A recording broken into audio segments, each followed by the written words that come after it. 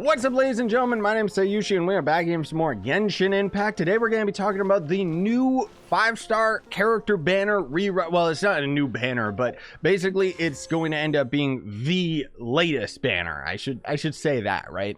But it's going to end up being a Klee rerun banner, which is going to end up having increased drop rates for Fischl, Sucrose, and Barbara. Today, I'm going to kind of tell you guys whether or not the character is something that is worth rolling for. Of course, it is up to your own discretion whether you want to end up actually going for Klee. I don't have her myself, but I have a buddy of mine who ended up maining her for quite some time, so I actually have footage of her as both an elemental mastery build and as a DPS build. However, I gotta let you guys know that they actually ended up buffing elemental mastery and how it works, more specifically with like electro reactions and animal reactions and stuff like that in preparation for Kazuha, more than likely. But the point that I'm trying to make is that the damage numbers might not be entirely representative in the footage that I'll end up using later in the video. But for right now, we're just going to go into the trial. For myself personally, Catalyst users are not my favorite just because the way that they work, I don't know, I find most of them to be very sticky. Right? Like you'll end up using a shot and then you kind of got to wait for the animation to finish before you can do another shot. It's not as bad as I'm making it out to be, but it's just not super duper fluent with a lot of the Catalyst users. Klee, on the other hand, is very, very fluent. Like her animations are very smooth. Anyways, Klee specializes in bringing unlimited enjoyment and explosions, be it thrown bombs or mines left in the wake of her elemental skill, jumpy, dumpy, whatever. She can blow up the toughest obstacles, blah, blah, blah, blah, blah. So the big thing about this character that I would argue is the funnest point is she ragdolls enemies like crazy because she's just going to knock them all around left and right. So we're going to end up using our elemental skill, which is just going to end up being a little bumpy exploding monster thing. Kind of goes in a direction, and as you can see, we are actually slowly building up 2 of them, and then there's just going to end up being her basic attack where she's just throwing down little bombs and stuff like that. But most of all, you're going to be using her charged attack whenever you have the opportunity to do so, and then her ultimate ability is just going to end up doing even more crazy damage, right? But there is also going to end up being a new Catalyst book that you'll be able to get out of the current event that's going on. And that one's actually pretty darn good if you don't already have a good Catalyst for Klee.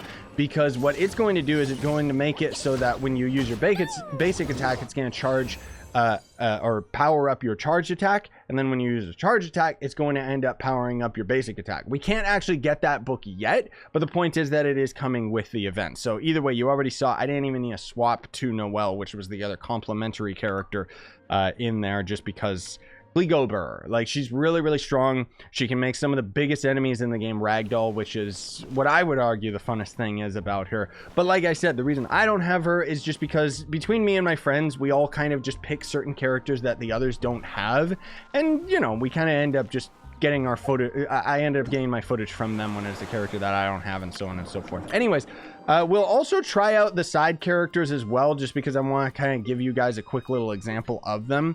But ultimately, should you guys end up rolling for Klee, it's entirely up to you, but she is a very, very powerful Catalyst user, and I would argue that she's also going to end up working out very, very well with Kazuha. So Kazuha is going to end up being the next banner, and if you spend money on the game, it means that you could probably get both characters if you really, really wanted to.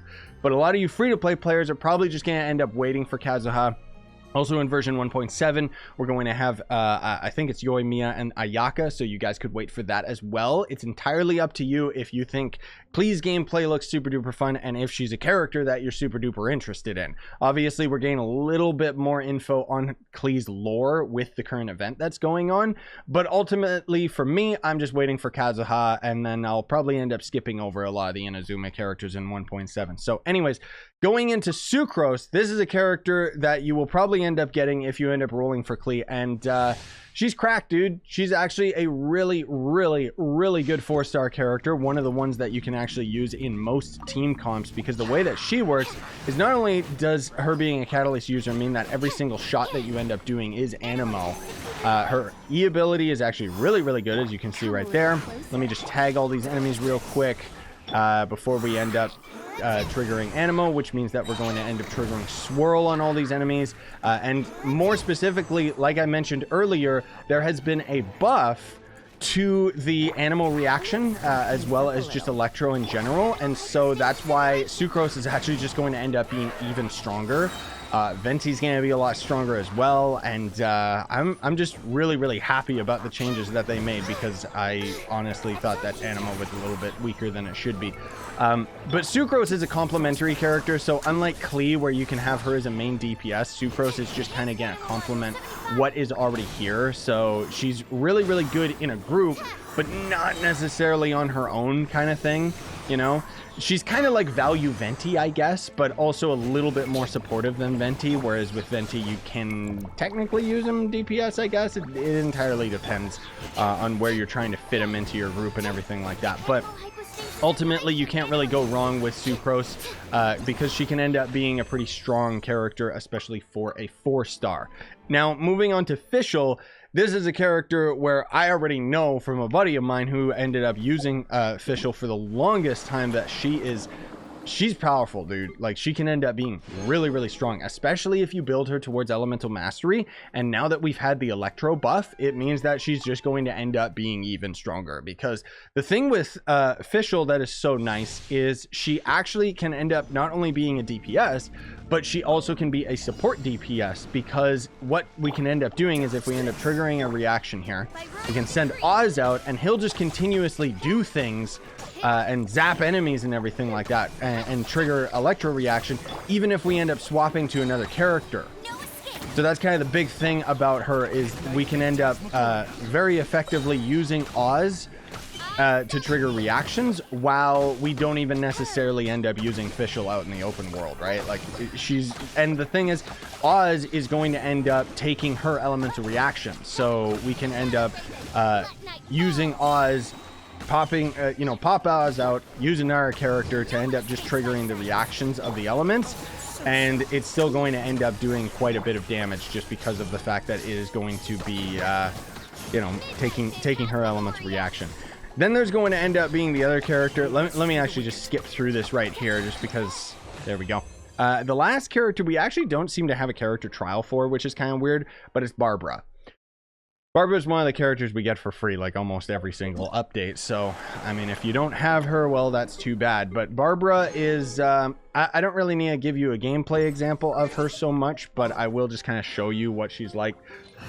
We are going to end up having a new costume for her in this event that you'll be able to actually get for free. You can see I don't actually have my Barbara leveled up.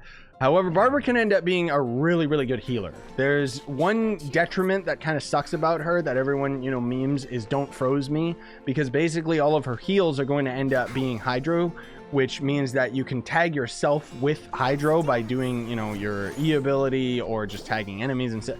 The point is, you'll end up getting the wet status, which means that if there's an ice enemy nearby or something, you can end up freezing yourself, which kind of sucks.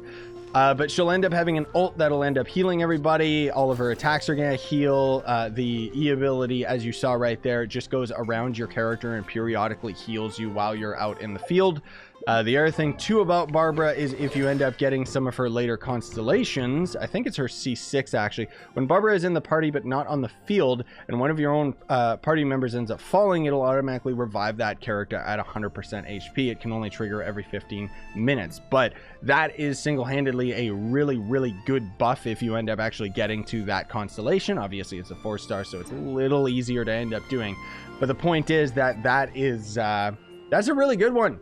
It's basically just a free heal, so you don't have to go to a Statue of the Seven or res your teammate or anything like that, and you'll still be able to basically have her heal them and then continue to use them, and then if they die again, then you can end up healing them with food and so on and so forth. Anyways, thanks for watching, gamers. I hope you ended up finding this video helpful. I just wanted to give you guys some quick feedback on the character.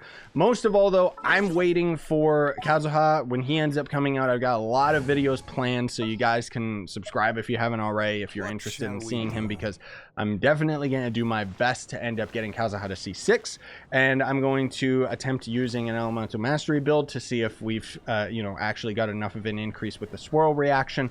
But if that doesn't work, I do have a DPS build specifically set up for him. Like, I am so overly prepared for Kazuha, you have no idea. But it's going to end up being a week before we can fight the Megu Kenki in the new area, which kind of sucks. and that's, you know, tied to his ascension materials. But anyways, we'll save that for a separate video. Thanks for watching, gamers. Smash like, sub for more, buy the merch you want, support the channel, and have a great day.